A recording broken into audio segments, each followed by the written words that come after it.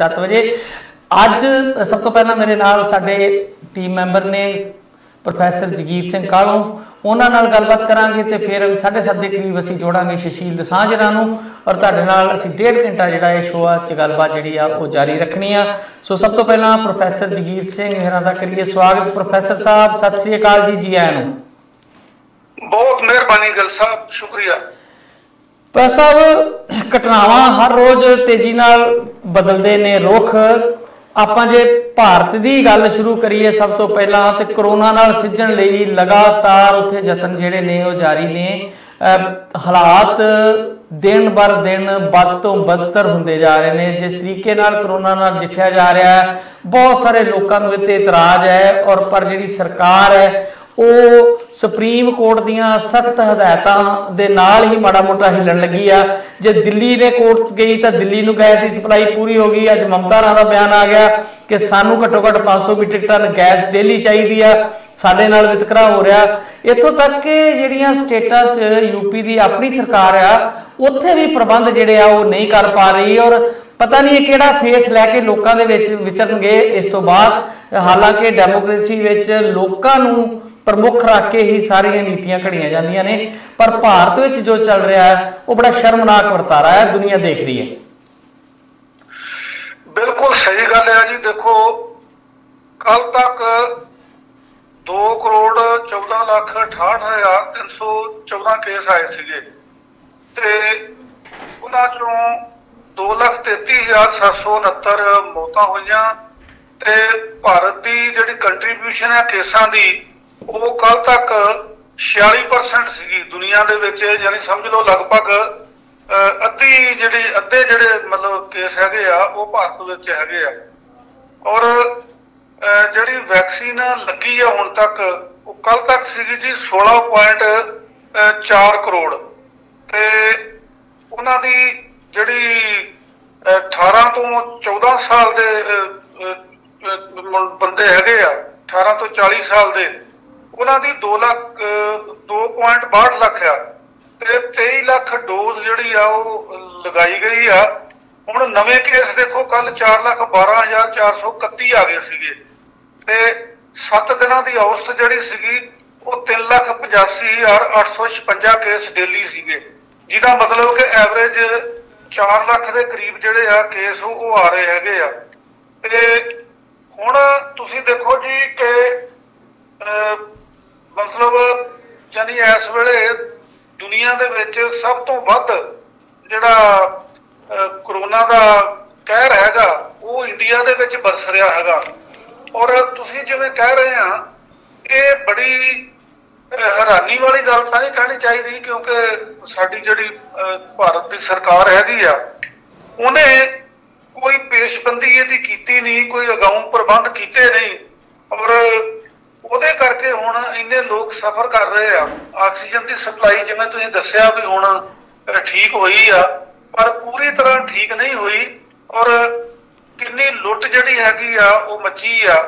बई किसी ने एक मरीज जिहड़ा वो गुड़गांव तो लुधियाने ले जाना सीगा और ਉਹਦੇ ਲਈ एंबूलेंस का किराया जिहड़ा मंगिया एंबूलेंस वाले ने वो 1.5 लाख रुपया जिहड़ा मंगिया।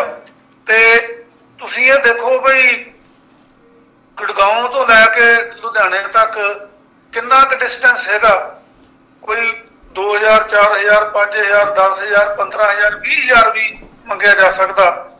मतलब इस किस्म की स्थिति जिहड़ी आ होई आ जी।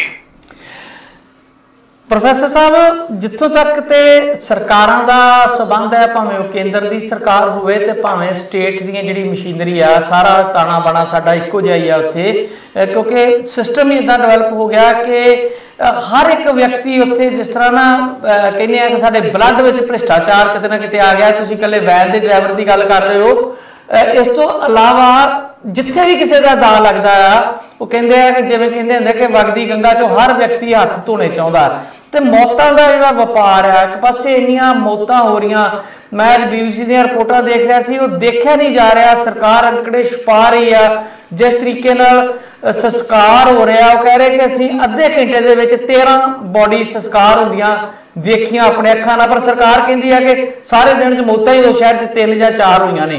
ਤਾਂ ਹੈਰਾਨੀ ਵਾਲੀ ਗੱਲ ਹੈ ਵੀ ਇਹ ਜਿਹੜੇ ਅੰਕੜੇ ਛੁਪਾ ਰਹੇ, ਅੱਧੇ ਘੰਟੇ ਦੇ ਵਿੱਚ 13 ਆ ਰਹੀਆਂ ਨੇ ਤੇ 24 ਘੰਟਿਆਂ 'ਚ ਕਿੰਨੀਆਂ ਲਾਸ਼ਾਂ ਆਉਂਦੀਆਂ ਹੋਣਗੀਆਂ, ਇਹ ਸ਼ਾਇਦ ਲਖਨਊ ਦੀ ਖਬਰ ਹੈ। ਇਸ ਤਰ੍ਹਾਂ ਹੀ ਵਾਰਾਣਸੀ 'ਚ ਬਹੁਤ ਬੁਰੀ ਹਾਲਤ ਹੋਈ ਪਈ ਆ, ਜਿਹੜਾ ਕਿ ਮੋਦੀ ਸਾਹਿਬ ਦਾ ਆਪਣਾ ਇਹ ਕੰਸਟੀਚੁਐਂਸੀ ਹੈ, ਜਿਹਦੇ ਲਈ ਬੜੇ ਵੱਡੇ ਉਹਨਾਂ ਵਾਅਦੇ ਕੀਤੇ ਸੀ। ਮਾਂ ਗੰਗਾ ਨੇ ਬੁਲਾਇਆ ਤੇ ਮੈਂ ਤਾਂ ਆਇਆ, ਮੈਂ ਆਪਣੇ ਆਪ ਨਹੀਂ ਆਇਆ, ਇਸ ਤਰ੍ਹਾਂ ਦੀਆਂ ਗੱਲਾਂ ਕਰਕੇ ਲੋਕਾਂ ਨੂੰ ਜਿਹੜਾ ਬੁੱਧੂ ਬਣਾਇਆ ਸੀਗਾ। ਹੁਣ ਜੇ ਮੈਂ ਗੱਲ ਕਰਾਂ ਪੰਜਾਬ ਸਰਕਾਰ ਦੀ, ਪੰਜਾਬ ਦੇ ਮੁੱਖ ਮੰਤਰੀ ਤੁਹਾਨੂੰ ਯਾਦ ਹੋਣਾ ਆ, ਇੱਕ ਵਾਰੀ ਇੱਥੇ ਅਮਰੀਕਾ ਆਏ ਸੀ ਤੇ ਕੈਨੇਡਾ ਆਉਣਾ ਚਾਹੁੰਦੇ ਸੀ ਇਲੈਕਸ਼ਨ ਤੋਂ ਪਹਿਲਾਂ, ਤੇ ਕੁਝ ਇੱਕ ਧਿਰਾਂ ਨੇ ਉਹਨਾਂ ਦਾ ਵਿਰੋਧ ਕੀਤਾ ਸੀ ਕਿ ਤੁਸੀਂ ਪੰਜਾਬ ਹਿਤੈਸ਼ੀ ਨਹੀਂ ਹੋ, ਅਸੀਂ ਤੁਹਾਨੂੰ ਕੈਨੇਡਾ ਆਓਗੇ ਤੇ ਤੁਹਾਨੂੰ ਅਸੀਂ ਕਿਸੇ ਨਾ ਕਿਸੇ ਤਰ੍ਹਾਂ ਤੁਹਾਡਾ ਵਿਰੋਧ ਕਰਾਂਗੇ ਜਾਂ ਤੁਹਾਨੂੰ ਕੋਰਟ 'ਚ ਜਾਣਾ ਪਏਗਾ, ਜਿਹਦੇ ਤੋਂ ਬੜੇ ਖਫਾ ਹੋਏ ਸੀ ਤੇ ਕੈਨੇਡਾ ਨਹੀਂ ਸੀ ਆ ਸਕੀ। ਤੇ ਉਹਨਾਂ ਨੇ NRI ਬਾਰੇ ਬੜੇ ਅਪਸ਼ਬਦ ਕਹੇ ਸੀ, ਔਰ ਉਹਨਾਂ ਇਹ ਵੀ ਕਿਹਾ ਸੀ ਕਿ ਮੈਂ ਪਾਵਰ 'ਚ ਆਇਆ ਤੇ ਫਿਰ ਮੈਂ ਦੇਖਾਂਗਾ ਤੁਸੀਂ ਆਪਣੇ ਮਾਂ-ਪਿਓ ਦੇ ਭੋਗ ਤੇ ਵੀ ਕਿੱਦਾਂ ਇੱਥੇ ਆਉਂਦੇ ਹੋ। ਉਹੀ ਮੁੱਖ ਮੰਤਰੀ ਹੁਣ NRI ਨੂੰ ਤਰਲੇ ਕਰ ਰਿਹਾ ਕਿ ਤੁਸੀਂ ਪੰਜਾਬ ਦੇ ਵਿੱਚ ਸਾਡੀ ਹੈਲਪ ਕਰੋ। ਇਹ ਜਿਹੜਾ ਵਰਤਾਰਾ ਹੈ ਇਹਨਾਂ ਦਾ, ਜਿਹੜਾ ਇਹ ਅਪਰਚੂਨਿਸਟ ਟਾਈਪ ਇਹਨਾਂ ਦੀ ਰਾਜਨੀਤੀ ਆ, ਇੱਕ ਪਾਸੇ NRI ਨਾਲ ਨਫ਼ਰਤ ਪੈਦਾ ਕਰਦੇ ਨੇ ਕਿ ਸਾਡਾ ਮੁਲਕ ਅਸੀਂ ਵੇਖਣਾ ਕਿੱਦਾਂ ਚਲਾਉਣਾ, ਤੇ ਦੂਜੇ ਪਾਸੇ ਹੱਥ ਕੱਢ ਕੇ ਇਹ ਫਿਰ NRI ਦੇ ਅੱਗੇ ਆਉਂਦੇ ਨੇ। ਇਹਨਾਂ ਸਿਆਸਤਦਾਨਾਂ ਬਾਰੇ ਤੁਸੀਂ ਕੀ ਕਹਿਣਾ ਚਾਹੋਗੇ? ਮੈਂ ਇਹਨਾਂ ਸਿਆਸਤਦਾਨਾਂ ਬਾਰੇ ਕੀ ਕਹਿਣਾ ਜੀ, ਇਹ ਤਾਂ ਲੋਕ ਜਿਹੜੇ ਆ ਉਹ ਤਰਾਹ ਕਰ ਰਹੇ ਹੈਗੇ ਆ। ਔਰ ਤੁਸੀਂ ਇਹ ਦੇਖੋ ਕਿ ਉਹੀ ਭਾਰਤ ਆ ਜਿਹਦੇ ਵਿੱਚ ਕੇਰਲ ਦਾ ਜਿਹੜਾ ਮੁੱਖ ਮੰਤਰੀ ਆ ਪੀ ਵਿਜਯਨ, ਉਹਨੇ ਐਲਾਨ ਕੀਤਾ ਬਈ ਅਸੀਂ ਬਿਜਲੀ ਦੇ ਬਿੱਲ ਜਿਹੜੇ ਆ ਇਹ ਵੀ ਪੋਸਟਪੋਨ ਕਰਦੇ ਆ, ਬੈਂਕਾਂ ਦੀਆਂ ਕਿਸ਼ਤਾਂ ਵੀ ਪੋਸਟਪੋਨ ਕਰਦੇ ਆ, ਤੇ ਜੇ ਕਿਸੇ ਵਿਅਕਤੀ ਨੂੰ ਕੋਈ ਮੁਸ਼ਕਲ ਆਉਂਦੀ ਆ, ਜੇ ਉਹਨੇ ਕੋਈ ਮਦਦ ਲੈਣੀ ਆ, ਤਾਂ ਉਹ ਜਿਹੜਾ ਨੀਅਰੈਸਟ ਪੁਲਿਸ ਜਿਹੜਾ ਪੁਲਿਸਮੈਨ ਆ ਉਹਨਾਂ ਨੂੰ ਮਿਲਦਾ, ਉਹ ਪੁਲਿਸਮੈਨ ਨਾਲ ਸੰਪਰਕ ਕਰਨ ਤੇ ਉਹਨਾਂ ਦੀ ਹਰ ਕਿਸਮ ਦੀ ਸਹਾਇਤਾ ਜਿਹੜੀ ਆ ਉਹ ਕੀਤੀ ਜਾਏਗੀ। ਤੇ ਤੁਹਾਨੂੰ ਪਤਾ ਹੋਣਾ ਕਿ ਭਾਰਤ ਸਰਕਾਰ ਜਿਹੜੀ ਆ ਉਹ ਕਿਸਾਨਾਂ ਦੀਆਂ ਮੰਗਾਂ ਦੇ ਉੱਤੇ ਟਸ ਤੋਂ ਮਸ ਨਹੀਂ ਹੋ ਰਹੀ, ਤੇ ਕੇਰਲ ਦੀ ਸਰਕਾਰ ਜਿਹੜੀ ਆ ਉਹਨੇ ਪਹਿਲਾਂ ਹੀ 22 ਜਿਹੜੀਆਂ ਵਸਤਾਂ ਆ ਉਹਨਾਂ ਦੇ ਉੱਤੇ MSP ਜਿਹੜੀ ਆ ਉਹ ਦੇਤੀ ਆ।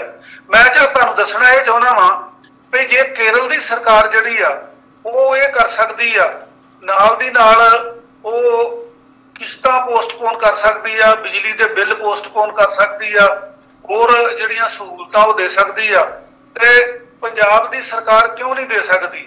ਇਹਦਾ ਜਵਾਬ ਲੋਕਾਂ ਕੋਲ ਵੀ ਆ, ਤੁਹਾਡੇ ਕੋਲ ਵੀ ਆ, ਤੇ ਸਾਨੂੰ ਵੀ ਇਹਦੀ ਸਮਝ ਹੈਗੀ ਆ ਕਿ ਕੁਝ ਸਰਕਾਰਾਂ ਮਤਲਬ ਜਿਨ੍ਹਾਂ ਦੀ ਗਿਣਤੀ ਬਹੁਤ ਥੋੜੀ ਆ, ਉਹ ਲੋਕਾਂ ਦੀ ਸੇਵਾ ਲਈ ਆਪਣੇ ਆਪ ਨੂੰ ਸਮਰਪਿਤ ਨੇ, ਤੇ ਦੂਜੇ ਬੰਨੇ ਜਿਹੜੀਆਂ ਸਾਡੀਆਂ ਬਹੁਤੀਆਂ ਸਰਕਾਰਾਂ ਨੇ ਉਹ ਆਪਣੇ ਆਪ ਨੂੰ, ਯਾਨੀ ਜਿਹੜੇ ਮੁੱਖ ਮੰਤਰੀ ਉਹ ਆਪਣੇ ਆਪ ਨੂੰ ਸਮਰਪਿਤ ਨੇ। ਤੇ ਜਿਹੜੀ NRI ਵਾਲੀ ਤੁਸੀਂ ਗੱਲ ਕੀਤੀ ਆ ਨਾ ਜੀ ਗਿੱਲ ਸਾਹਿਬ, ਉਦੋਂ ਮੈਨੂੰ ਯਾਦ ਆ ਬਈ ਇੱਥੇ ਕੋਈ ਇਸ ਕਿਸਮ ਦੀ ਗੱਲ ਨਹੀਂ ਸੀਗੀ। ਉਹਨਾਂ ਨੂੰ ਕਿਸੇ ਨੇ ਇਹੀ ਕਿਹਾ ਸੀਗਾ ਕਿ ਜੇ ਤੁਸੀਂ ਕੈਨੇਡਾ ਆਓਗੇ ਤੇ ਤੁਹਾਡੇ ਉੱਤੇ ਮੁਕੱਦਮਾ ਦਰਜ ਹੋ ਜਾਏਗਾ, ਤੇ ਮੁਕੱਦਮਾ ਉੱਥੇ ਕਾਹਦਾ ਦਰਜ ਹੋ ਜਾਣਾ ਸੀਗਾ ਜੀ ਕਿ ਤੁਸੀਂ ਪੰਜਾਬ ਵਿਰੋਧੀ ਹੋ, ਤੁਸੀਂ ਇਹ ਹੋ ਉਹ। ਤੇ ਉਹ ਕੈਨੇਡਾ ਆਉਂਦੇ ਤਾਂ ਸਹੀ, NRIs ਨੂੰ ਬੁਰਾ ਭਲਾ ਕਹਿਣ ਦੀ ਬਜਾਏ ਉਹਨਾਂ ਨੂੰ ਇਹ ਸੋਚਣਾ ਚਾਹੀਦਾ ਸੀਗਾ ਕਿ ਸਾਡੇ ਬਾਰੇ ਇਦਾਂ ਲੋਕ ਕਿਉਂ ਸੋਚਦੇ ਆ।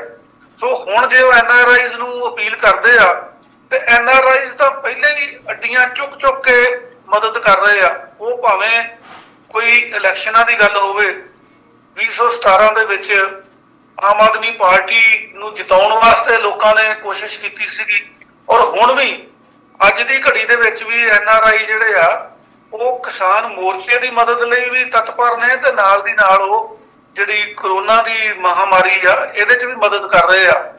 ਜਿਹੜਾ SPS ਉਭਰਾਏ ਆ ਕੀ ਉਹ NRI ਨਹੀਂ ਹੈ?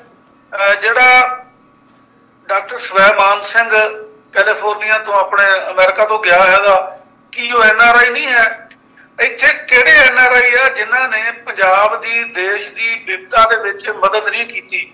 ਸਗੋਂ ਤਾਂ NRIs ਦੀ ਤਾਰੀਫ ਕਰਨੀ ਚਾਹੀਦੀ ਆ, कि हर संकट दे विच मदद करते आ, भावें किसानां दी एजुकेशन होवे, भावें कोरोना दी महामारी होवे, ते भावें पंजाब दे जां भारत दे इस इत्थे क्योंकि पंजाब दा जिक्र आ कि पंजाब दे लोकां दी खुशहाली लई, पंजाब दे विच वधिया सिस्टम लई NRI जिहड़े आ ਉਹ ਉਹਨਾਂ ਦੀ अपील तो बिना भी मदद करते आ। पर उन्होंने यह सोचना चाहिए कि ਜਿਹੜੇ ਰਾਜ सरकार ਦੇ ਜਿਹੜੇ उस स्टेट के साधन आ की उन्होंने सारे साधनों ਨੂੰ ਲੋਕਾਂ ਦੀ ਸੇਵਾ ਲਈ ਵਰਤਿਆ ਜਾ ਰਿਹਾ ਆ, ਇਹ ਸਭ ਤੋਂ ਪਹਿਲਾਂ ਸੋਚਣ ਵਾਲੀ ਗੱਲ ਹੈ ਜੀ।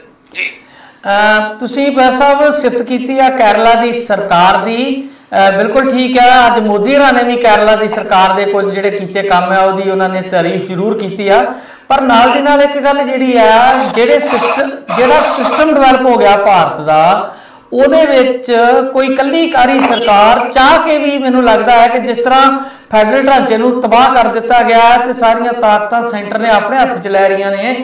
आपां हुणे देखिआ हशर दिल्ली की केजरीवाल सरकार का भी किस तरह उहदे पर कुतरे गए ने।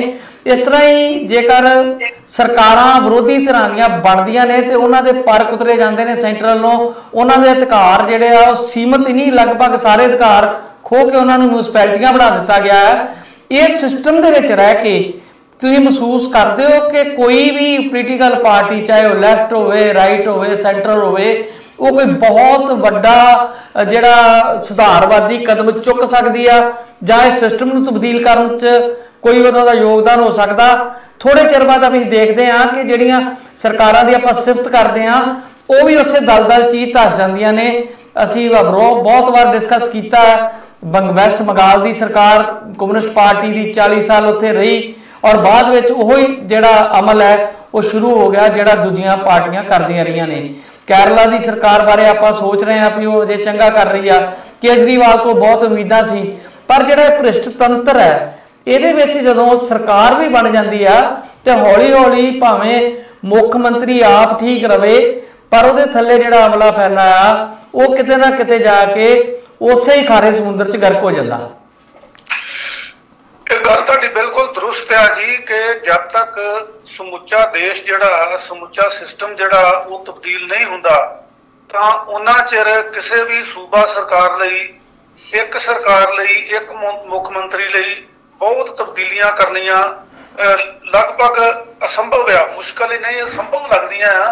पर दूजे बने गिल साहब ये भी है ना कि ये सोच के कि बई हुण एक जे सूबा चंगी गल करदा हैगा, एक सूबा एक मुख मंत्री वधिया तरीके नाल चला रहा आ तां ओह इस करके उहनूं चलाउणा छड्ड देवे क्योंकि वो समुचा सिस्टम जिहड़ा वो करप्ट आ।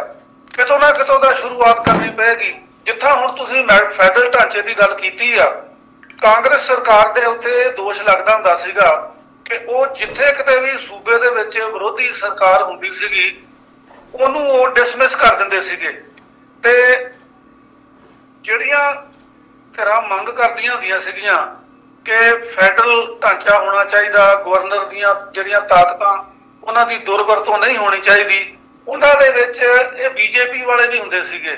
ਤੇ ਹੁਣ ਉਹੀ ਤੁਸੀਂ ਜਿਵੇਂ ਕਿਹਾ ਉਹ ਆਪ ਇਹਨੇ ਗੱਲਾਂ ਸ਼ੁਰੂ ਕਰਤੀਆਂ। ਖਾਸ ਕਰਕੇ ਜਿਹੜੀ ਦਿੱਲੀ ਦੀ ਸਰਕਾਰ ਆ ਉਹਦੇ ਕੋਲ ਪਹਿਲਾਂ ਹੀ ਕੋਈ ਬਹੁਤੀਆਂ ਪਾਵਰਾਂ ਹੈ ਨਹੀਂ ਸੀਗੀਆਂ। मसलन ਉਹਦੇ ਕੋਲ ਲਾ ਐਂਡ ਆਰਡਰ मतलब पुलिस प्रबंध ਜਿਹੜਾ ਉਹ ਨਹੀਂ ਸੀਗਾ ਤੇ ਹੁਣ ਬਿਲਕੁਲ ਹੀ ਉਹਨੂੰ मतलब ਜ਼ੀਰੋ ਕਰਕੇ ਰੱਖ ਦਿੱਤਾ ਹੈਗਾ ਕਿ ਨਿੱਕੀ ਨਿੱਕੀ ਗੱਲ ਜਿਹੜੀ ਹੈਗੀ ਆ ਉਹ ਬਿਲਕੁਲ ਲੈਫਟੀਨੈਂਟ ਜਿਹੜਾ ਗਵਰਨਰ ਹੈਗਾ ਉਹਦੇ ਕੋਲ ਸਲਾਹ ਲੈ ਕੇ ਕਰਨਗੇ। ਪਰ ਇਹਦੇ ਨਾਲ ਇਹ ਵੀ ਆ ਜੀ ਜਿਹੜੀ ਥੋੜੀ ਬਹੁਤੀ ਉਮੀਦ ਜਿਹੜੀ ਆ ਉਹ ਜਾਗਦੀ ਆ ਉਹ ਇਹ ਆ ਕਿ ਫੈਡਰਲ ਢਾਂਚੇ ਵਾਸਤੇ ਜਿਹੜਾ ਫੈਡਰਲ ਢਾਂਚਾ ਤੋੜਨ ਦੀ ਗੱਲ ਜਿਹੜੀ ਆ ਉਹ ਬੀਜੇਪੀ ਨੇ ਕੀਤੀ ਆ ਜਾਂ ਇਹਨਾਂ ਨੇ ਕੇਂਦਰੀਕਰਨ ਕੀਤਾ। ਜਿਹੜੀਆਂ ਸੰਸਥਾਵਾਂ ਸੀਗੀਆਂ ਡੈਮੋਕ੍ਰੈਟਿਕ ਉਹ ਭਾਵੇਂ ਇਲੈਕਸ਼ਨ ਕਮਿਸ਼ਨ ਆ, ਭਾਵੇਂ ਕੋਰਟ ਆ, ਭਾਵੇਂ CBI ਵਗੈਰਾ ਏਜੰਸੀਆਂ ਹੈਗੀਆਂ ਤਾਂ ਉਹਦੇ 'ਚ ਹੁਣ ਇਹ ਵੀ ਦੇਖਣਾ ਆਇਆ ਕਿ ਜੇ ਇਹਨਾਂ ਨੇ ਇਸ ਕਿਸਮ ਦੇ ਕਦਮ ਚੁੱਕੇ ਆ ਤੇ ਜਿਹੜੀ ਇਹਨਾਂ ਦੀ ਹੁਣ ਹਾਰ ਹੋਈ ਆ ਤਿੰਨਾਂ ਸਟੇਟਾਂ ਦੇ ਵਿੱਚ ਉਹਦੇ ਪਿੱਛੇ ਮੈਨੂੰ ਲੱਗਦਾ ਦੂਜੇ ਕਾਰਨਾਂ ਦੇ ਨਾਲ ਨਾਲ ਇੱਕ ਇਹ ਵੀ ਕਾਰਨ ਆ ਕਿ ਇਹ ਆਪਣੀਆਂ ਤਾਕਤਾਂ ਜਿਹੜੀਆਂ ਸੈਂਟਰਲਾਈਜ਼ਡ ਕਰ ਰਹੇ ਹੈਗੇ ਆ ਔਰ ਭਾਰਤ ਦੇ ਲੋਕ ਜਿਹੜੇ ਆ ਉਹ ਡੈਮੋਕ੍ਰੈਟਿਕ ਵੈਲਿਊਜ਼ ਦੇ ਵਿੱਚ ਵਿਸ਼ਵਾਸ ਰੱਖਦੇ ਆ, ਉਹ ਫੈਡਰਲ ਢਾਂਚੇ ਦੇ ਵਿੱਚ ਵਿਸ਼ਵਾਸ ਰੱਖਦੇ ਆ। ਹੁਣ ਜਿਹੜੀਆਂ UP ਦੀਆਂ ਪੰਚਾਇਤ ਚੋਣਾਂ ਹੋਈਆਂ ਉਹਨਾਂ ਦੇ ਨਤੀਜੇ ਜਿਹੜੇ ਆ ਉਹਨਾਂ ਦੇ ਵਿੱਚ ਵੀ ਬੀਜੇਪੀ ਥੱਲੇ ਗਈ ਹੈਗੀ ਆ। ਸੋ ਇਹ ਠੀਕ ਆ ਕਿ ਬਈ ਜਦੋਂ ਆਲਾ ਦੁਆਲਾ ਸਾਰਾ ਹੀ ਪ੍ਰਦੂਸ਼ਿਤ ਹੋਇਆ ਹੈਗਾ ਤੇ ਇੱਕ ਜਣਾ ਕੀ ਕਰ ਲੇਗਾ, ਪਰ ਦੂਜੇ ਬੰਨੇ ਇਹ ਵੀ ਆ ਬਈ ਜੇ ਕੋਈ ਵੀ ਕੁਛ ਨਾ ਕਰੇਗਾ ਤੇ ਫਿਰ ਤਾਂ ਬੇੜਾ ਜਿਹੜਾ ਉਹ ਡੁੱਬਣਾ ਹੀ ਡੁੱਬਣਾ ਆ। ਸੋ ਇਹਨੂੰ ਡੁੱਬਣ ਤੋਂ ਬਚਾਉਣ ਲਈ ਜ਼ਰੂਰੀ ਆ ਕਿ ਕੁਝ ਰਾਜ, ਕੁਝ ਮੁੱਖ ਮੰਤਰੀ, ਕੁਝ ਜਿਹੜੇ ਸਿਆਣੇ ਲੋਕ ਹੈਗੇ ਆ ਉਹ ਰਲ ਕੇ ਹਮਲਾ ਮਾਰਨ ਤੇ ਇਸ ਦਲਦਲ ਦੇ ਵਿੱਚੋਂ ਕੱਢਣ ਦਾ ਯਤਨ ਕਰਨ। ਜੀ ਪ੍ਰੋਫੈਸਰ ਸਾਹਿਬ, ਜਿਵੇਂ ਤੁਸੀਂ ਕਹਿ ਰਹੇ ਹੋ ਕਿ ਕੁਝ ਮੁੱਖ ਮੰਤਰੀ ਕੋਈ ਨਾ ਕੋਈ ਮਾੜਾ ਮੋਟਾ ਹੱਥ ਪੈਰ ਮਾਰਦੇ ਆ ਤੇ ਆਪਣੀ ਸਟੇਟ ਦੇ ਲੋਕਾਂ ਲਈ ਕੁਝ ਕਰਦੇ ਆ, ਇੱਕ ਪਾਸੇ ਸੈਂਟਰ ਗਵਰਨਮੈਂਟ ਨੇ ਜਿਹੜੇ ਸਰਕਾਰੀ ਹਸਪਤਾਲ ਨਹੀਂ ਨੇ, ਪ੍ਰਾਈਵੇਟ ਹਸਪੀਟਲ ਨੇ। ਵੈਸੇ ਤਾਂ ਭਾਰਤ ਵਿੱਚ ਸਰਕਾਰੀ ਤੰਤਰ ਸਾਰਾ ਹੀ ਖਤਮ ਹੋ ਗਿਆ, ਭਾਵੇਂ ਐਜੂਕੇਸ਼ਨ ਹੋਵੇ ਚਾਹੇ ਹੈਲਥ ਸਿਸਟਮ ਹੋਵੇ, ਪਰ ਸੈਂਟਰ ਸਰਕਾਰ ਨੇ ਇੱਕ ਨਵਾਂ ਹੁਕਮ ਜਾਰੀ ਕੀਤਾ ਹੈ ਕਿ ਜਿੰਨੇ ਪ੍ਰਾਈਵੇਟ ਹਸਪੀਟਲ ਨੇ ਉਹ 1 ਅਪ੍ਰੈਲ ਤੋਂ 31 ਮਈ ਤੱਕ ਜਿਹੜੇ ਕੋਵਿਡ ਦੇ ਮਰੀਜ਼ ਉਹਨਾਂ ਕੋਲ ਦਾਖਲ ਹੋਣ ਆਉਂਦੇ ਆ, ਉਹਨਾਂ ਕੋਲ 2 ਲੱਖ ਤੋਂ ਵੱਧ ਦੀ ਰਾਸ਼ੀ ਜਿਹੜੀ ਆ ਉਹ ਪ੍ਰਾਪਤ ਕਰ ਸਕਦੇ ਆ। ਉਹਨਾਂ ਨੇ ਇੱਕ ਜਿਹੜਾ ਮਾਲ ਵਿਭਾਗ ਹੈ ਉਹਦਾ ਨੋਟੀਫਿਕੇਸ਼ਨ ਜਾਰੀ ਹੋਇਆ ਹੈ ਕਿ ਇਨਕਮ ਟੈਕਸ ਕਾਨੂੰਨ 1961 ਦੀ ਧਾਰਾ 269 ST ਤਹਿਤ ਹਸਪਤਾਲ ਤੇ ਨਰਸਿੰਗ ਹੋਮ, ਡਿਸਪੈਂਸਰੀਆਂ, ਕੋਵਿਡ ਕੇਅਰ ਸੈਂਟਰ ਜਾਂ ਹੋਰ ਮੈਡੀਕਲ ਜਿਹੜੇ ਸੇਵਾਵਾਂ ਦਿੰਦੇ ਪ੍ਰਾਈਵੇਟ ਅਦਾਰੇ ਨੇ ਉਹਦਾ ਲਾਭ ਲੈ ਸਕਣਗੇ। ਕੀ ਇਹ ਸਮਾਂ ਉਹਨਾਂ ਹਸਪਤਾਲਾਂ ਨੂੰ ਲਾਭ ਪਹੁੰਚਾਉਣ ਦਾ ਹੈ, ਪ੍ਰਾਈਵੇਟ ਨੂੰ ਲੁੱਟ ਖਸੁੱਟ ਕਰਨ ਦਾ ਹੈ? ਦੂਜੇ ਪਾਸੇ ਜੇ ਸਿਫਤੀ ਕਰਨੀ ਹੋਵੇ ਤੇ ਮੱਧ ਪ੍ਰਦੇਸ਼ ਦੇ ਜਿਹੜੇ ਮੁੱਖ ਮੰਤਰੀ ਨੇ ਸ਼ਿਵਰਾਜ ਚੌਹਾਨ, ਉਹ ਚੌਥੀ ਵਾਰ ਬਣੇ ਨੇ। ਚੌਥੀ ਵਾਰ ਭਾਵੇਂ ਉਹ ਬਣੇ ਜੋੜ ਤੋੜ ਕਰਕੇ ਹੀ ਨੇ। ਮੈਨੂੰ ਇਹ ਵੀ ਪਤਾ ਹੈ ਕਿ ਉਹ ਕਿਸੇ ਦੂਜੇ ਕੈਂਪ ਵਿੱਚ ਨੇ ਤੇ ਮੋਦੀ ਸਾਹਿਬ ਉਹਨਾਂ ਨੂੰ ਵੀ ਪਸੰਦ ਨਹੀਂ ਕਰਦੇ, ਕਿਉਂਕਿ ਮੋਦੀ ਸਾਹਿਬ ਦੇ ਬਰਾਬਰ ਜਦੋਂ ਪ੍ਰਾਈਮ ਮਿਨਿਸਟਰ ਦਾ ਵੇਲਾ ਆਇਆ ਸੀ ਤੇ ਮੋਦੀ ਸਾਹਿਬ ਦਾ ਕਿਹਾ ਜਾਂਦਾ ਸੀ ਕਿ ਲਗਾਤਾਰ 12 ਸਾਲ ਉਹ ਮੁੱਖ ਮੰਤਰੀ ਰਹੇ ਨੇ ਗੁਜਰਾਤ ਦੇ, ਤੇ ਉਨੀਆਂ ਹੀ ਟਰਮ ਜਿਹੜੀਆਂ ਨੇ ਉਹ ਸ਼ਿਵਰਾਜ ਚੌਹਾਨ ਨੇ ਵੀ ਕਰ ਲਈਆਂ ਸੀ। ਹਾਲਾਂ ਉਹਨਾਂ ਦੇ ਉੱਤੇ ਵੀ ਬੜੇ ਦਾਗ ਨੇ, ਬੜਾ ਕੁਝ ਉਹਨਾਂ ਤੇ ਹੋਇਆ, ਬੜੇ ਲੋਕਾਂ ਦੀਆਂ ਮੌਤਾਂ ਹੋਈਆਂ ਨੇ, ਇੱਕ ਭ੍ਰਿਸ਼ਟਾਚਾਰ ਦਾ ਵੱਡਾ ਸਕੈਂਡਲ ਉਹਨਾਂ ਦੇ ਵੇਲੇ ਹੋਇਆ ਸੀਗਾ, ਪਰ ਉਹਨਾਂ ਨੇ ਪ੍ਰਾਈਵੇਟ ਹਸਪਤਾਲਾਂ ਨੂੰ ਥੋੜੀ ਜਿਹੀ ਨੱਥ ਪਾਈ ਆ ਤੇ ਜਬਰੀ ਪੈਸੇ ਵਸੂਲਣ ਵਾਲਿਆਂ ਕੋਲੋਂ ਮਰੀਜ਼ਾਂ ਦੇ ਪੈਸੇ ਵਾਪਸ ਵੀ ਦਵਾਏ ਆ। ਇਹ ਕਿੱਦਾਂ ਦਾ ਵਰਤਾਰਾ ਹੈ ਕਿ ਸਟੇਟ ਇੱਕ ਕੁਝ ਕਰ ਰਹੀ ਹੈ ਤੇ ਸੈਂਟਰ ਗਵਰਨਮੈਂਟ ਉਹਨਾਂ ਦੇ ਹੱਕ 'ਚ ਜਿਹੜੇ ਕਾਨੂੰਨ ਬਣਾ ਰਹੀ ਹੈ? ਇਹ ਵਰਤਾਰਾ ਗਿੱਲ ਸਾਹਿਬ ਉਸੇ ਵਰਤਾਰੇ ਦੀ ਕੰਟੀਨਿਊਏਸ਼ਨ ਆ ਜਿਸ ਵਰਤਾਰੇ ਦੇ ਮੁਤਾਬਕ ਇਹ ਜਿਹੜੀ ਪ੍ਰੈਜ਼ੈਂਟ ਗਵਰਨਮੈਂਟ ਆ ਨਾ, ਇਹ ਕਾਰਪੋਰੇਟ ਸੈਕਟਰ ਦੇ ਥੱਲੇ ਲੱਗੀ ਆ, ਜਾਂ ਸਮਝ ਲਓ ਵੀ ਇਹ ਉਹਨਾਂ ਦੀ ਗੋਲੀ ਆ। ਜਿਹੜੇ ਪ੍ਰਾਈਵੇਟ ਹਸਪਤਾਲ ਆ ਜਾਂ ਜਿੰਨੇ ਵੀ ਪ੍ਰਾਈਵੇਟ ਅਦਾਰੇ ਹੈਗੇ ਆ ਉਹ ਕਿਹਨਾਂ ਦੇ ਆ? ਉਹ ਲੋਕਾਂ ਦੇ ਤਾਂ ਹੈ ਨਹੀਂ। ਔਰ ਜਾਣ ਬੁੱਝ ਕੇ ਜਿਹੜਾ ਭਾਰਤ ਦਾ ਢਾਂਚਾ ਹੈ ਨਾ ਜੀ, ਉਹ ਭਾਵੇਂ ਐਜੂਕੇਸ਼ਨ ਦਾ ਢਾਂਚਾ ਸੀਗਾ, ਉਹ ਭਾਵੇਂ ਹੈਲਥ ਦਾ ਢਾਂਚਾ ਸੀਗਾ, ਉਹ ਭਾਵੇਂ ਕਮਿਊਨੀਕੇਸ਼ਨ ਦਾ ਢਾਂਚਾ ਸੀਗਾ। ਤੁਹਾਨੂੰ ਯਾਦ ਹੋਣਾ ਕਿ ਜਿਹੜਾ ਭਾਰਤ ਦਾ ਡਾਕਤਾਰ ਵਿਭਾਗ ਆ, ਇਹਦਾ ਪੋਸਟ ਕਾਰਡ ਕਿਸੇ ਵੇਲੇ 5 ਨਵੇਂ ਪੈਸੇ ਦਾ ਹੁੰਦਾ ਸੀਗਾ, ਲੋਕਾਂ ਦੀ ਸੇਵਾ ਵਾਸਤੇ ਸੀਗਾ। ਔਰ ਬੈਂਕ ਜਿਹੜੇ ਹੈਗੇ ਆ ਉਹ ਸਰਦਾਰ ਮਨਮੋਹਨ ਸਿੰਘ ਨੇ ਕਿਹਾ ਸੀਗਾ ਜਦੋਂ ਆਪਣੇ ਇੰਟਰਨੈਸ਼ਨਲ ਮੰਦੀ ਆਈ ਸੀਗੀ ਨਾ, ਭਈ ਭਾਰਤ ਇਸ ਕਰਕੇ ਬਚ ਗਿਆ ਵਾ ਕਿ ਇਹਦਾ ਜਿਹੜਾ ਬੈਂਕਿੰਗ ਸੈਕਟਰ ਹੈਗਾ ਇਹ ਪਬਲਿਕ ਸੈਕਟਰ ਦੇ ਵਿੱਚ ਆ। ਸੋ ਇਹ ਜਿਹੜੀ ਗੱਲ ਹੈਗੀ ਆ ਹਸਪਤਾਲ ਜਿਹੜੇ ਆ ਉਹਨਾਂ ਨੂੰ ਲਾਭ ਪਹੁੰਚਾਉਣ ਦੀ ਗੱਲ ਦੇਣ ਦੀ, ਇਸ ਵੇਲੇ ਦੀ ਜਿਹੜੀ ਪ੍ਰੈਜ਼ੈਂਟ ਸਰਕਾਰ ਆ ਪ੍ਰਧਾਨ ਮੰਤਰੀ ਮੋਦੀ ਜੀ ਦੇ ਅਧੀਨ ਜਿਹੜੀ ਚੱਲ ਰਹੀ ਆ, ਇਹ ਤਾਂ ਹੈ ਹੀ ਕਾਰਪੋਰੇਟ ਸੈਕਟਰ ਦੀ ਗੋਲੀ ਆ। ਕਿਸਾਨਾਂ ਨੇ ਧਰਨੇ ਕਿਉਂ ਲਾਏ ਆ? ਕਿਉਂਕਿ ਇਹ ਉਹਨਾਂ ਦੀਆਂ ਜ਼ਮੀਨਾਂ ਜਿਹੜੀਆਂ ਆ ਉਹ ਕਾਰਪੋਰੇਟ ਸੈਕਟਰ ਨੂੰ ਦੇਣਾ ਚਾਹੁੰਦੀ ਆ। ਸੋ ਜਿਹੜੇ ਪ੍ਰਾਈਵੇਟ ਹਸਪਤਾਲਾਂ ਨੂੰ ਪ੍ਰਮੋਟ ਤਾਂ ਕੀਤਾ ਆਲਰੇਡੀ, ਜਿਹੜੀ ਉਹਨਾਂ ਨੂੰ ਲਾਭ ਪਹੁੰਚਾਉਣ ਦੀ ਗੱਲ ਹੈਗੀ ਆ, ਇਹ ਗਿੱਲ ਸਾਹਿਬ ਉਸੇ ਹੀ ਪਾਲਿਸੀ ਦੀ ਕੰਟੀਨਿਊਏਸ਼ਨ ਹੈਗੀ ਆ।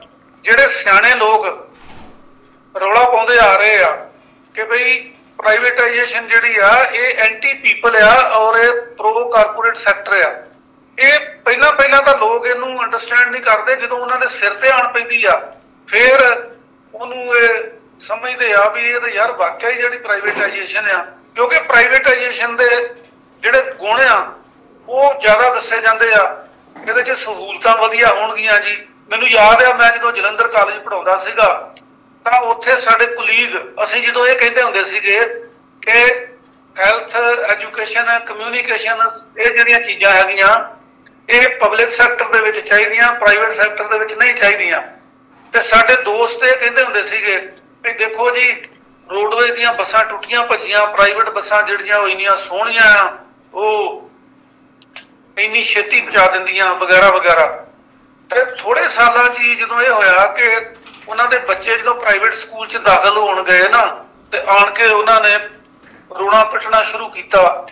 ਉਹ ਦੇਖੋ ਜੀ ਇੱਕ ਸਕੂਲ ਦੇ ਵਿੱਚ ਤਾਂ 10,000 ਪ੍ਰੀ ਯਾਨੀ KG ਦੀ ਫੀਸ ਹੈਗੀ ਆ ਜੀ। ਇੱਕ ਸਕੂਲ ਆ ਜੀ ਉਹਦੇ ਵਿੱਚ 35,000 ਰੁਪਈਆ ਦਾਖਲਾ ਆ। ਫਿਰ ਕਹਿੰਦੇ ਜੀ ਅਸੀਂ ਤਾਂ ਲੁੱਟੇ ਜਾਵਾਂਗੇ, ਮਾਰੇ ਜਾਵਾਂਗੇ। ਮੇਰਾ ਮਤਲਬ ਇਹ ਆ ਕਿ ਸਿਆਣਪ ਇਸ ਗੱਲ 'ਚ ਹੁੰਦੀ ਹੈਗੀ ਆ ਕਿ ਅਸੀਂ ਸਮੇਂ ਸਿਰ ਕਿਸੇ ਵਰਤਾਰੇ ਨੂੰ ਸਮਝੀਏ।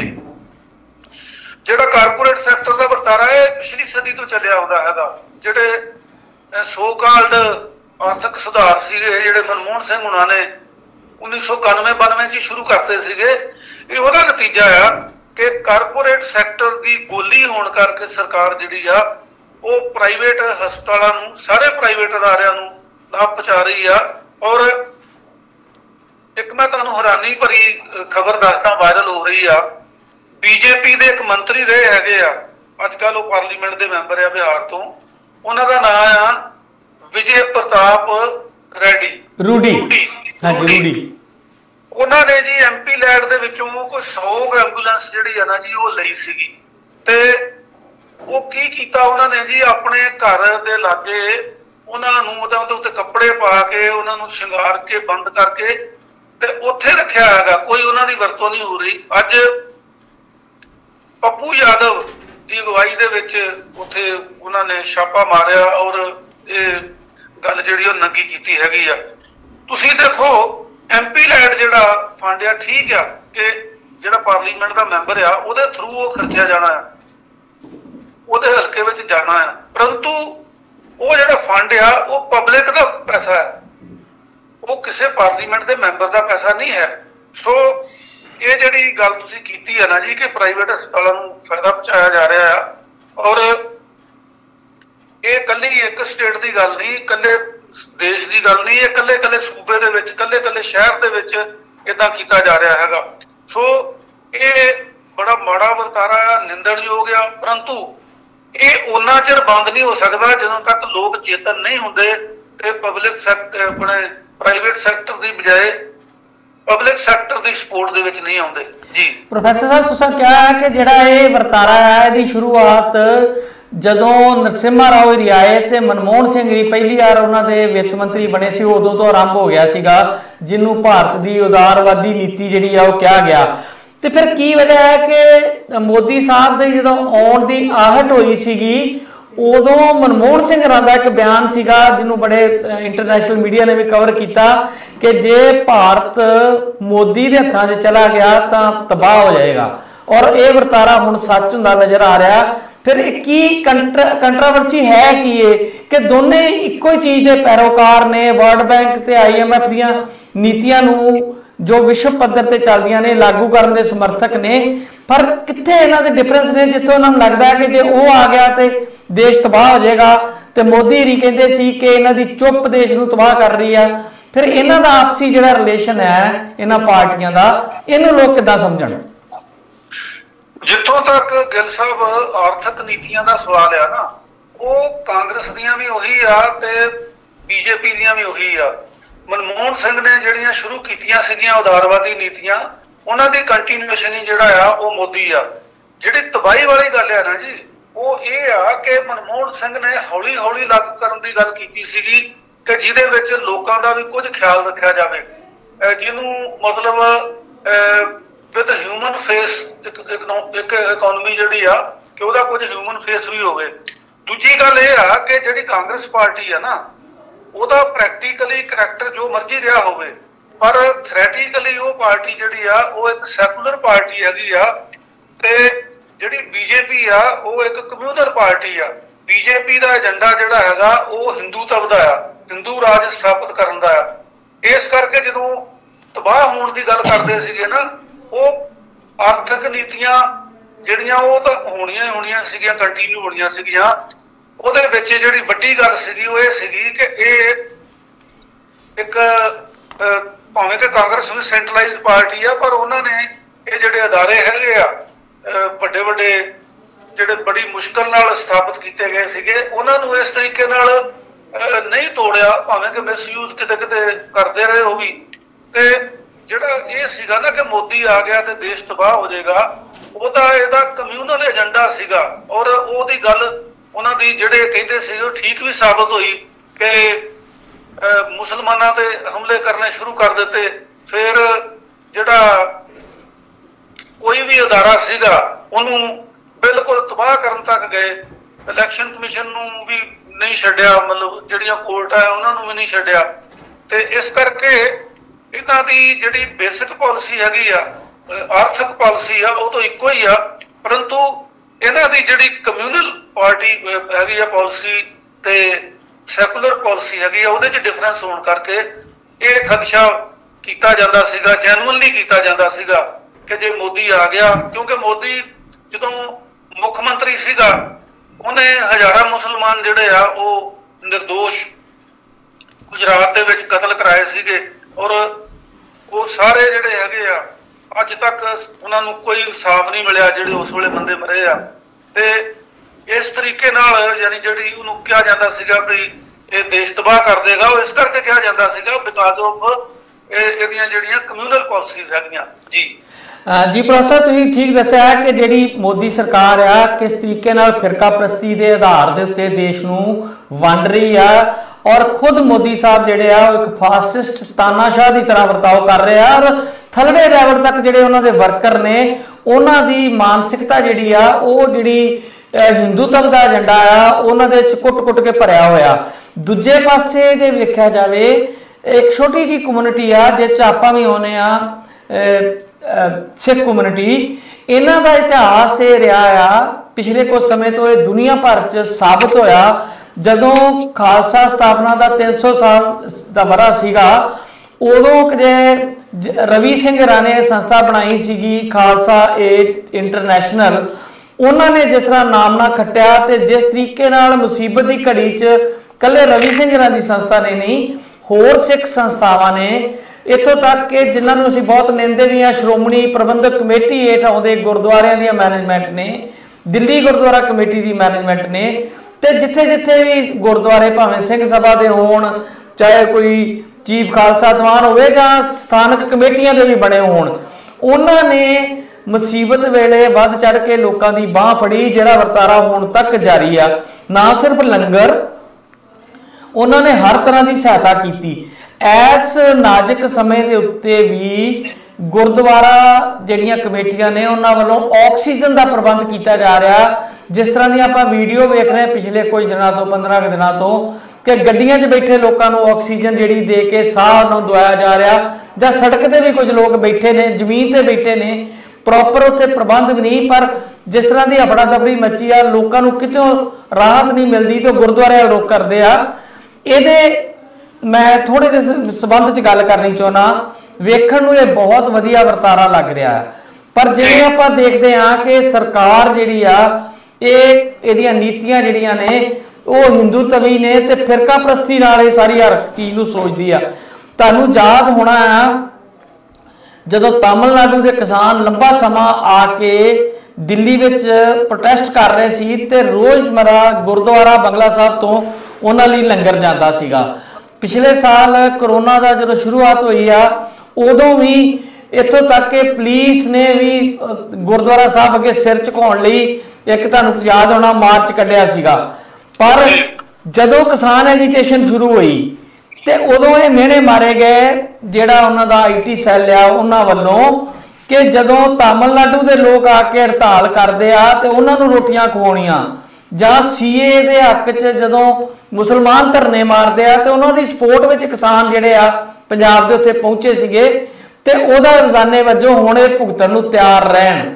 ਯਾਨੀ ਕਿ ਜਿਹੜੀਆਂ ਇਹ ਮਾਰੂ ਨੀਤੀਆਂ ਨੇ ਸਰਕਾਰ ਦੀਆਂ, ਜਿਸ ਤਰ੍ਹਾਂ ਦੀ ਉਹਨਾਂ ਦੀ ਸੋਚ ਆ, ਜੇ ਕਿਤੇ ਇਹ ਕੰਮ ਜਿਹੜਾ ਮੈਡੀਕਲ ਹੈਲਪ ਦੇਣ ਵਾਲਾ ਆ, ਵਲੰਟੀਅਰ ਬਹੁਤ ਨੇ, ਸਿੱਖ ਕੇ ਕੰਮ ਕਰਨਾ ਚਾਹੁੰਦੇ ਨੇ, ਪਰ ਜ਼ਰੂਰੀ ਨਹੀਂ ਕਿ ਸਾਰੇ ਹੀ ਉਹ ਟੈਕਨੀਸ਼ੀਅਨ ਹੋਣ ਜਾਂ ਡਾਕਟਰ ਹੋਣ, ਜੇ ਕਿਤੇ ਇੱਕ ਜਗ੍ਹਾ ਵੀ ਕੋਈ ਮਿਸ ਹੈਂਡਲਿੰਗ ਹੋ ਗਈ ਤੇ ਜਿਸ ਤਰ੍ਹਾਂ ਇਹਨਾਂ ਨੇ ਪਿਛਲੀ ਸਾਲ ਤਬਲੀਗੀਆਂ ਦਾ ਇੱਕ ਗੁੱਡਾ ਬੱਧਾ ਸੀ ਕਿ ਸਾਰਾ ਜਿਹੜਾ ਕਰੋਨਾ ਆ ਫੈਲਾਇਆ ਹੀ ਤਬਲੀਗੀਆਂ ਦੀ ਸੰਸਥਾ ਨੇ ਆ, ਕੀ ਇਸ ਤਰ੍ਹਾਂ ਦੀ ਕੋਈ ਮੂਵਮੈਂਟ ਵੀ ਤੁਹਾਨੂੰ ਨਜ਼ਰ ਆਉਂਦੀ ਆ ਜਾਂ ਫਿਲਹਾਲ ਉਹ ਸਿੱਖਾਂ ਦੇ ਖਿਲਾਫ ਇਦਾਂ ਦਾ ਪ੍ਰੋਪੇਗੈਂਡਾ ਨਹੀਂ ਸ਼ੁਰੂ ਕਰਨਗੇ? ਜਾਂ ਜੇ ਕਿਤੇ ਕੋਈ ਘਟਨਾ ਮਾੜੀ ਚੰਗੀ ਵਾਪਰ ਗਈ ਵੱਖ-ਵੱਖ ਗੁਰਦੁਆਰਿਆਂ 'ਚ ਟੈਕਨੀਕਲੀ ਉਹਨੂੰ ਹੈਂਡਲ ਨਾ ਕੀਤਾ ਗਿਆ ਤੇ ਫਿਰ ਕੀ ਇਹ ਸਿੱਖਾਂ ਦੇ ਉੱਤੇ ਵੀ ਇਹੋ ਜਿਹਾ ਐਲੀਗੇਸ਼ਨ ਫੇਰ ਆ ਸਕਦਾ?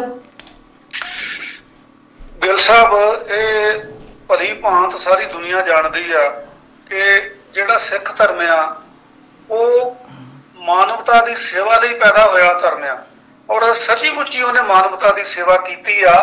ਉਹਨੇ ਕਿਰਤ ਕਰਨ ਦਾ ਉਪਦੇਸ਼ ਦਿੱਤਾ ਹੈਗਾ, ਉਹਨੇ ਮਨੁੱਖੀ ਅਧਿਕਾਰਾਂ ਦੀ ਗੱਲ ਕੀਤੀ ਹੈਗੀ ਆ। ਗੁਰੂ ਨਾਨਕ ਦੇਵ ਜੀ ਨੇ ਹੱਥੀਂ ਕੰਮ ਕਰਨ ਵਾਲੇ ਜਿਹੜੇ ਹੈਗੇ ਆ ਉਹਨਾਂ ਨੂੰ ਵਡਿਆਇਆ ਆ, ਔਰ ਜ਼ੁਲਮ ਕਰਨ ਵਾਲੇ ਜਿਹੜੇ ਰਾਜੇ ਆ ਉਹਨਾਂ ਨੂੰ ਨਿੰਦਿਆ। ਔਰ ਇਹ ਗੁਰੂ ਤੇਗ ਬਹਾਦਰ ਜੀ ਤੱਕ ਆਉਂਦਿਆਂ ਉਹਨਾਂ ਨੇ, ਜਿਹੜੇ ਬਹੁਤੇ ਲੋਕ ਆਮ ਤੌਰ ਤੇ ਸਮਝਦੇ ਆ ਵੀ ਉਹਨਾਂ ਨੇ ਹਿੰਦੂ ਧਰਮ ਦੀ ਰਾਖੀ ਲਈ ਕੁਰਬਾਨੀ ਦਿੱਤੀ। ਇਹ ਠੀਕ ਹੈ ਕਿ ਹਿੰਦੂ ਧਰਮ ਦੀ ਰਾਖੀ ਕੀਤੀ, ਪਰੰਤੂ ਉਹਨਾਂ ਦਾ ਕਨਸੈਪਟ ਜਿਹੜਾ ਹੈਗਾ ਉਹ ਬਹੁਤ ਵੱਡਾ ਸੀਗਾ। ਉਹ ਮਨੁੱਖੀ ਅਧਿਕਾਰਾਂ ਦਾ ਕਨਸੈਪਟ ਸੀਗਾ, ਹਿਊਮਨ ਰਾਈਟਸ ਦਾ ਕਨਸੈਪਟ ਸੀਗਾ, ਜਿਹੜਾ ਉਹਨਾਂ ਨੇ 1675 ਦੇ ਵਿੱਚ ਕੁਰਬਾਨੀ ਦੇ ਕੇ ਸਥਾਪਿਤ ਕੀਤਾ। ਔਰ ਸਿੱਖ ਧਰਮ ਜਿਹੜਾ ਹੈਗਾ ਇਹਦੀ ਬੁਨਿਆਦ ਲੰਗਰ ਹੈਗੀ ਆ, ਔਰ ਨਾਲ ਦੀ ਨਾਲ ਸਰਬ ਸਾਂਝੀ ਵਾਲਤਾ ਆ। ਤੁਹਾਨੂੰ ਪਤਾ ਕਿ ਗੁਰੂ ਗੋਬਿੰਦ ਸਿੰਘ ਜੀ ਕੋਲ ਸ਼ਿਕਾਇਤ ਕੀਤੀ ਗਈ ਸੀਗੀ ਭਾਈ ਕਨਈਏ ਦੀ, ਭਈ ਦੇਖੋ ਜੀ ਇਹ ਮੈਦਾਨੇ ਜੰਗ ਦੇ ਵਿੱਚ ਇਹ ਤਾਂ ਦੁਸ਼ਮਣ ਜਿਹੜੇ ਫੱਟੜ ਹੁੰਦੇ ਆ ਉਹਨਾਂ ਨੂੰ ਵੀ ਜਲ ਛਕਾਈ ਜਾਂਦੇ ਆ। ਤਾਂ ਜਦੋਂ ਭਾਈ ਕਨਈਆ ਜੀ ਨੂੰ ਪੁੱਛਿਆ ਗਿਆ ਸੀਗਾ ਤਾਂ ਉਹਨਾਂ ਨੇ ਕਿਹਾ ਸੀਗਾ ਕਿ ਗੁਰੂ ਜੀ ਜਿਹੜਾ ਮੈਦਾਨੇ ਜੰਗ ਦੇ ਵਿੱਚ ਡਿੱਗਦਾ ਆ ਨਾ, ਉਹਦੇ ਵਿੱਚ ਮੈਨੂੰ ਤੁਹਾਡੀ ਤਸਵੀਰ ਦਿਖਾਈ ਦਿੰਦੀ ਆ। ਮਤਲਬ ਕਹਿਣ ਦਾ ਇਹ ਕਿ ਦੁਸ਼ਮਣ ਵੀ ਜਿਹੜਾ ਹੈਗਾ ਉਹ ਵੀ ਸਾਡੀ ਮਰਮ ਪੱਟੀ ਦਾ, ਸਾਡੇ ਪਾਣੀ ਪਿਆਏ ਜਾਣ ਦਾ ਹੱਕਦਾਰ ਆ। ਹੁਣ ਵੀ ਤੁਸੀਂ ਇਹ ਦੇਖੋ, ਤੁਸੀਂ ਜਿਹੜੀ ਰਵੀ ਖਾਲਸਾ ਉਹਨਾਂ ਦੀ ਆ ਉੱਤੇ ਕੁਝ ਕੰਟਰੋਵਰਸੀਆਂ ਵੀ ਹੁੰਦੀਆਂ, ਪਰ ਬੇਸਿਕ ਗੱਲ ਜਿਹੜੀ ਆ ਕਿ ਉਹ ਦੁਨੀਆ ਭਰ ਦੇ ਵਿੱਚ ਜਿੱਥੇ ਸੰਕਟ ਆਉਂਦਾ, ਨਾ ਕੇਵਲ ਭਾਰਤੀਆਂ ਤੇ ਬਲਕਿ ਦੂਜੇ ਦੇਸ਼ਾਂ ਦੇ ਵਿੱਚ ਵੀ ਉਹ ਜਾ ਕੇ ਮਦਦ ਕਰਦੇ ਆ। ਕੇਰਲ ਦੇ ਵਿੱਚ ਹੜ੍ਹਾਂ ਦੇ ਵਿੱਚ ਉਹਨਾਂ ਨੇ ਬਹੁਤ ਮਦਦ ਕੀਤੀ ਸੀਗੀ ਆ, ਕਿਸਾਨਾਂ ਦੇ ਸੰਘਰਸ਼ 'ਚ ਮਦਦ ਕੀਤੀ ਆ। ਹੁਣ ਵੀ ਜਿਹੜੇ SPS ਉਬਰਾਏ ਹੈਗੇ ਆ ਉਹ ਮਦਦ ਕਰ ਰਹੇ ਆ। ਔਰ ਜਿਹੜੀ ਤੁਸੀਂ ਗੁਰਦੁਆਰਿਆਂ ਵਾਲੀ ਗੱਲ ਕੀਤੀ ਆ, ਪਹਿਲੀ ਗੱਲ ਤਾਂ ਮੈਂ ਐਪਰੀਸ਼ੀਏਟ ਕਰਦਾ ਇਸ ਗੱਲ ਨੂੰ, ਭਈ ਨਾ ਕੇਵਲ ਗੁਰਦੁਆਰਿਆਂ ਨੇ, ਗੁਰਦੁਆਰਾ ਕਮੇਟੀਆਂ ਨੇ, ਬਲਕਿ ਕਈ ਸਿੱਖ ਧਰਮ ਦੇ ਜਿਹੜੇ ਅਨੁਯਾਈ ਹਨ, ਜਿਹੜੇ ਸਿੱਖ ਹਨ, ਉਹਨਾਂ ਨੇ ਨਿੱਜੀ ਤੌਰ ਤੇ ਆਪਣੇ ਕਾਰਖਾਨਿਆਂ ਵਿੱਚੋਂ ਇਹ ਸਪੋਰਟ ਜਿਹੜੀ ਆ ਉਹ ਦਿੱਤੀ ਹੈਗੀ ਆ।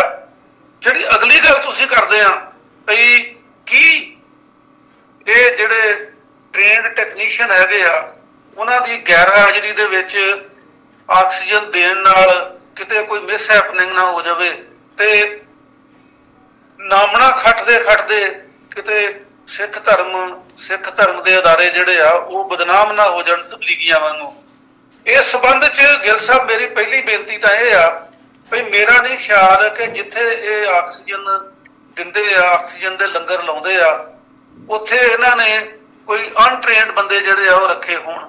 ਜੇ ਕਿਤੇ ਏਦਾਂ ਦੀ ਗੱਲ ਹੋਵੇ ਵੀ ਤਾਂ ਮੈਂ ਸਮਝਦਾ ਭਈ ਸਰਕਾਰ ਨੂੰ, ਭਾਵੇਂ ਉਹ ਪੰਜਾਬ ਸਰਕਾਰ ਆ ਭਾਵੇਂ ਭਾਰਤ ਸਰਕਾਰ ਆ, ਉਹਨਾਂ ਨੂੰ ਇਹ ਚਾਹੀਦਾ ਵਾ ਭਈ ਆਕਸੀਜਨ ਦਾ ਲੰਗਰ ਤਾਂ ਲਾਤਾ ਗੁਰਦੁਆਰੇ ਵਾਲਿਆਂ ਨੇ, ਜੇ ਉਹਨਾਂ ਕੋਲ ਟ੍ਰੇਨਡ ਸਟਾਫ ਹੈ ਨਹੀਂ ਤਾਂ ਸਰਕਾਰ ਕੋਲ ਟ੍ਰੇਨਡ ਸਟਾਫ ਹੈਗਾ, ਉਹ ਟ੍ਰੇਨਡ ਸਟਾਫ ਜਿਹੜਾ ਉਹ ਉਹਨਾਂ ਨੂੰ ਪ੍ਰੋਵਾਈਡ ਕਰਨ, ਉਹਨਾਂ ਨੂੰ ਸਪੋਰਟ ਕਰਨ, ਉਹਨਾਂ ਨੂੰ ਹਲਾਸ਼ੇਰੀ ਦੇਣ।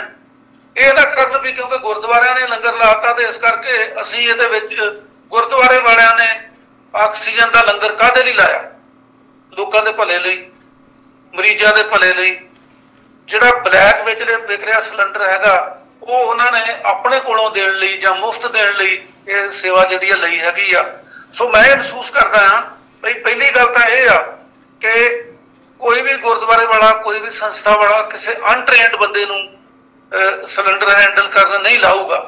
ਜੇ ਕੋਈ ਏਦਾਂ ਦੀ ਸਮੱਸਿਆ ਹੈਗੀ ਵੀ ਆ, ਕਿਉਂਕਿ ਸਾਨੂੰ ਐਗਜ਼ੈਕਟ ਇਹ ਪਤਾ ਨਹੀਂਗਾ, ਜਿੱਦਾਂ ਹੁਣ ਪੰਜਾਬ ਦੇ ਵਿੱਚ ਹੀ ਗੁਰਦੁਆਰੇ ਵਾਲੇ ਲੰਗਰ ਲਾਉਂਦੇ ਆ ਜਾਂ SGPC ਵਾਲੇ ਆਕਸੀਜਨ ਦਾ ਲੰਗਰ ਲਾਉਂਦੇ ਆ, ਤਾਂ ਉਹਨਾਂ ਨੂੰ ਕੋਆਰਡੀਨੇਟ ਕਰਨਾ ਚਾਹੀਦਾ ਪੰਜਾਬ ਸਰਕਾਰ ਨਾਲ, ਔਰ ਪੰਜਾਬ ਸਰਕਾਰ ਨੂੰ ਉਹਨਾਂ ਨਾਲ ਕੋਆਪਰੇਟ ਕਰਨਾ ਚਾਹੀਦਾ, ਉਹਨਾਂ ਦਾ ਜਿਹੜਾ ਟ੍ਰੇਨਡ ਸਟਾਫ ਆ ਉਹ ਪ੍ਰੋਵਾਈਡ ਕਰਨਾ ਚਾਹੀਦਾ ਤੇ ਇਸ ਤਰੀਕੇ ਨਾਲ ਦੋਵਾਂ ਦੀ ਕੋਆਰਡੀਨੇਸ਼ਨ ਹੋਣੀ ਚਾਹੀਦੀ ਆ ਤਾਂ ਕਿ ਜਿਹੜਾ ਪਰਪਸ ਹੈਗਾ ਆਕਸੀਜਨ ਦੇਣ ਦਾ ਉਹ ਮਰੀਜ਼ਾਂ ਨੂੰ ਬਚਾਉਣ ਦਾ, ਮਨੁੱਖਤਾ ਦੀ ਭਲਾਈ ਦਾ ਆ, ਉਹ ਠੀਕ ਤਰ੍ਹਾਂ ਚਲਾਇਆ ਜਾ ਸਕੇ। ਪਰ ਸਾਹਿਬ ਇਹ ਗੱਲ ਬੜੀ ਆਦਰਸ਼ਵਾਦੀ ਲੱਗਦੀ ਆ, ਪਰ ਜੇ ਸਰਕਾਰ ਇੰਨੇ ਜੋਗੀ ਹੋਵੇ ਤੇ ਫਿਰ ਗੁਰਦੁਆਰਿਆਂ ਨੂੰ ਇਹ ਲੰਗਰ ਲਾਉਣ ਦੀ ਲੋੜ ਹੀ ਨਾ ਪਵੇ।